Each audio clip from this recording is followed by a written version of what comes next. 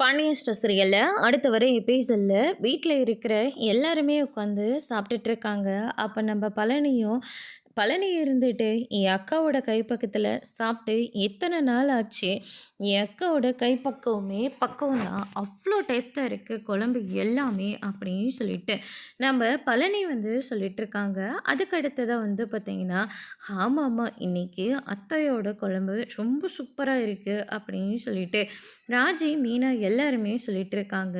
அந்த நேரம் பார்த்து நம்ம செந்தில் இருந்துட்டு, அம்மா வைக்கிற குழம்பு எப்போவுமே சூப்பராக இருக்கும், ஆனால் இப்போ காரம் கொஞ்சம் கூடுதலாக இருக்கிற மாதிரி இருக்குது அப்படின்ற மாதிரி செந்தில் சொல்லிட்டு இருக்காங்க.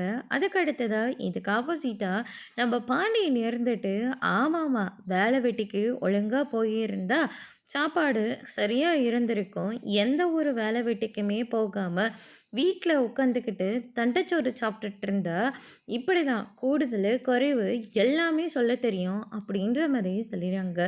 கோமதி இவன் இருக்கிற நிலைமையில நான் இருந்திருந்தேன்னா ஒரு சொட்டு வாயில் ஒரு பருக்க கூட என் வாயில் போயிருக்காது அப்படின்ற மாதிரி சொல்லிடுறாங்க.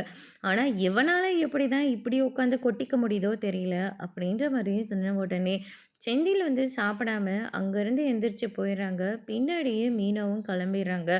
அதோடு இன்னைக்கான பிரம்ம முடிச்சிருக்காங்க. இனி பாண்டிய ஸ்டோர் சீரியலில் அடுத்தடுத்து என்னெல்லாம் நடக்க போகுதுன்றதை வெயிட் பண்ணி பார்க்கலாம். தேங்க்யூ.